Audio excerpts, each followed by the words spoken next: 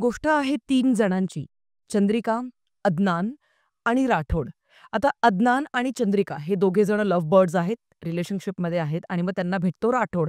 आता तो कसा भेटतो, का भेटतो ते सगळं आपल्याला चित्रपटामध्ये कळतं. बरं, राठोड त्यांच्या आयुष्यात आल्यानंतर त्यांच्याकडनं एक खूप मोठी चूक घडते आणि त्या चुकीला लपवण्यासाठी ते आणखीन जास्त महाचुका करत जातात. बेसिकली हा आहे अख्खा प्लॉट 3 पायांचा घोडा या चित्रपटाचा. या चित्रपटातले हे तीनही कॅरेक्टर्स अत्यंत बेजबाबदार, अक्कलशून्य, बावळट, चक्रम, मूर्ख आणि वेंदळट आणि तितकेच येडे आहेत आणि त्याच्याचमुळे ही येड्या पोरांची गोष्ट प्रत्येकजण रिलेटेबल करूच शकेल असं गरजेचं नाही.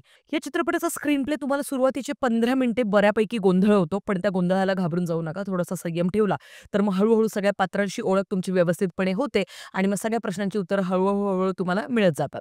या चित्रपटाचा स्क्रीन प्ले आणि एडिटिंग अत्यंत क्रिस्पी आहे. ती मला गोष्ट खूप आवडली. कारण स्क्रीन प्लेमध्ये बरेचसे सीन्स हे मागे-पुढे किंवा कधी-कधी पॅरलल सुद्धा सुरू असतात आणि एडिटिंग फार जास्त स्मार्टली केल्यामुळे काय होतं, की तुमचा इंटरेस्ट जो आहे, तो तसा वाढत जातो. जसं चित्रपट पुढे जात जातो. या चित्रपटामध्ये ॲक्टिंग परफॉर्मन्सेस सुद्धा रॉ नक्कीच आहेत, पण काही ठिकाणी खूप क्रिंज तुम्हाला वाटतील, पण काही ठिकाणी नक्कीच असं वाटेल, की ओके नॅचरली ॲक्टिंग करताय. सो आय थिंक माझे मिक्स्ड इमोशन्स होते ॲक्टिंग परफॉर्मन्सेसबद्दल बोलायचं झालं तर. या चित्रपटामध्ये एक खूप हार्ड हिटिंग सीन मला वाटला, ज्याच्यामध्ये अदनानला काहीतरी कळतं कोणातरी बद्दल आणि मग तो धावत घरी येतो. घरी आल्यानंतर त्याला सोफ्यावरती कोणीतरी बसलेलं दिसतं. बसलेलं, झोपलेलं जे काही असेल, त्याला कोणीतरी दिसतं. त्यावेळेला कॅमेरा खूप वेळ अदनानच्या चेहऱ्यावरतीच असतो. कॅमेरा कुठेच हलत नाही. अदनान सुद्धा कुठेच हलत नाही. तो तसाच स्तब्ध असतो आणि मग हळू त्याच्या डोळ्यातनं पाणी यायला लागतं आणि मग तो हळू विदाऊट कट हा अख्खा सीन ॲक्चुअली त्यांनी शूट केलाय आणि तो तसाच ठेवलाय ॲज इट इज. त्याच्यामध्ये तो हळू पुढे येतो. कॅमेरा त्याच्याकडनं शिफ्ट होत त्या सोफ्यावरती जातो आणि मग तिथे कोणीतरी असतं, ज्याला उठवण्याचा प्रयत्न तो करतो आणि ॲक्चुअली हा अख्खा सीन मला एक वेगळीच छाप सोडून जाणारा वाटला. या चित्रपटाची आणखीन एक जमेची बाजू अशी, की सेट डिझायनिंग अत्यंत मला असं वाटतं खरं-खुरं आपल्याला वाटतं. म्हणजे असं वाटतच नाही, की ॲक्चुअली काहीतरी सिनेमा सुरू आहे किंवा आर्टिफिशियली काहीतरी त्यांनी क्रिएट केलंय. कारण या चित्रपटाची जी कथा आहे किंवा जो प्लॉट आहे, तो आय थिंक 1995 च्या पुढे 2000 च्या काळातला आहे. कारण त्यावेळेला 1000च्या चलनातल्या नोटा होता. त्याच्यानंतर ज्या पद्धतीचे कीपॅडचे मोबाईल फोन्स सगळेजण वापरताना दिसतायत आपल्याला चित्रपटामध्ये आणि ज्या पद्धतीने ती गाडी वापरली आहे किंवा व्हेइकल्स इतरही जर रस्त्यांवरती दिसतायत किंवा ज्या पद्धतीने कॉस्ट्यूम्स आहेत, न्हाव्याचं एखादं शॉप असेल, ज्या हिशोबाने टीव्ही दाखवलेला आहे. ह्या सगळ्या गोष्टी खूप बारकाव्याने ॲक्चुअली आपल्या सगळ्यांसमोर त्या मांडल्या जातात आणि इथे मेकर्सचा रिसर्च ॲक्चुअली आपल्याला इम्प्रेस नक्कीच करून जातो.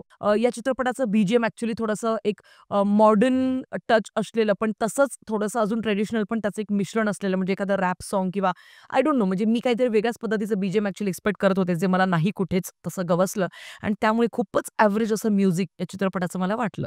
या चित्रपटामध्ये अदनान नावाचा हा जो मुलगा आहे, तर बेसिकली ह्याचं कॅरेक्टर हे मुस्लिम त्यांनी दाखवले. खरं तर प्लॉटची ॲक्चुअली डिमांड नव्हती, म्हणजे स्टोरीची पण डिमांड कुठेच नव्हती, की हा मुस्लिमच असायला पाहिजे असं. कारण अख्ख्या चित्रपटामध्ये काहीच त्याचं एक्सप्लेनेशनच दिलेलं नाहीये.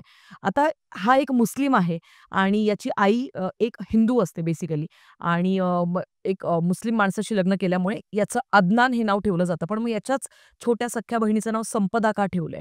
त्याचं काही एक्सप्लेनेशन किंवा लॉजिकली आन्सर काही दिलेलं नाहीये चित्रपटामध्ये. किंबहुना तो एक मुस्लिम आहे ह्याचा कुठचाच काहीच अँगल किंवा काहीच त्याचा एक काय म्हणूया मेटाफर पण नाहीये कुठेच काही दाखवलेलं किंवा म्हणजे एक्सप्लेनेशनच नाहीये आणि ते लॉजिकल न वाटल्यामुळे ते थोडंसं अनबिलिव्हेबल तुम्हाला वाटू लागतं. कारण त्याच्या अख्ख्या पात्रामध्ये मुस्लिम या शब्दाचा म सुद्धा दिसत नाही आपल्याला, म्हणजे कुठेच नाही.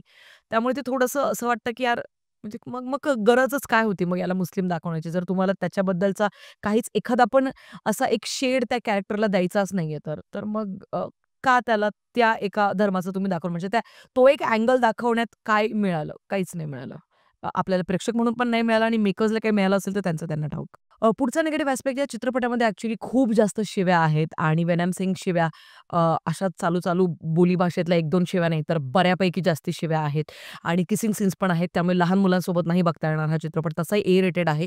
पण मग पेरेंट्ससोबत सुद्धा बघण्याची चूक अजिबात करू नका, नाहीतर ढुंगणावरती फटके तुम्हाला नक्कीच मिळतील. पुढचं एक निगेटिव्ह पॉइंट या चित्रपटातले सगळे कॅरेक्टर्स अतिशय अनलाइकेबल आहेत. म्हणजे कुठलंच असं कॅरेक्टर तुम्हाला असं नाही वाटत, की यू केअर फॉर देम आणि असं नाही. कुठलंच कॅरेक्टर असं नाहीये. म्हणजे अख्खेच्या अख्खे हे बावळट, बेजबाबदार म्हणजे अख्ख्या आयुष्यामध्ये आपल्याला काय नाही करायचंय ह्याचं ट्युटोरियल देणारा हा सिनेमा मला वाटला, की भाई काही जरी झालं ना, हे तरी नाही करायचंय ॲट म्हणजे काहीही असू शकतं ते. म्हणजे लिव्ह इन रिलेशनशिपमध्ये राहणं असू शकतं किंवा मग अ, अ, दारू, नशा ह्या सगळ्या गोष्टी ज्या दाखवलेल्या आहेत किंवा मग कशा पद्धतीने चुकीचे निर्णय घेत ते कशा पद्धतीने आयुष्याला लीड करतायत किंवा आय डोंट नो म्हणजे कुठेच काहीच कशातच असं लाइकेबल काहीच नव्हतं या चित्रपटामध्ये. बाकी याच्या आधी की मी रेटिंग देईल मला इतकंच म्हणावसं वाटतंय, की ॲक्चुअली हा सिनेमा थिएटरमध्ये रिलीज करण्याऐवजी तसंही याच्या प्री रिलीजच्या वेळेला भाडीपा याच्यामध्ये इन्व्हॉल्व झालं होतं. तर कुठेतरी मला असं वाटतं, की हा चित्रपट ॲक्चुअली थेट YouTubeवरती रिलीज करायला हवा होता. भाडीपाच्या ऑफिशियल चॅनलवरती. तिथे तुम्ही रेंटलवरती तो ॲक्चुअली रिलीज करू शकले असते. May be for ₹100 or something. People would have loved that decision also because काय आहे या चित्रपटासाठीची जी ऑडियन्स आहे ती अत्यंत कमी आहे आणि त्यावेळेला मग थिएटरमध्ये आणून तो रिलीज करण्यामागचं लॉजिक मला तितकंसं कन्विन्सिंग नाही वाटत. बाकी मी या चित्रपटाला देईल 3 स्टार्स आउट ऑफ 5. तुमचं काय म्हणणं आहे या चित्रपटाबद्दल कमेंट सेक्शनमध्ये कळवायला विसरू नका. भेटूया पुढच्या व्हिडिओमध्ये. तोपर्यंत काळजी घ्या. Peace out.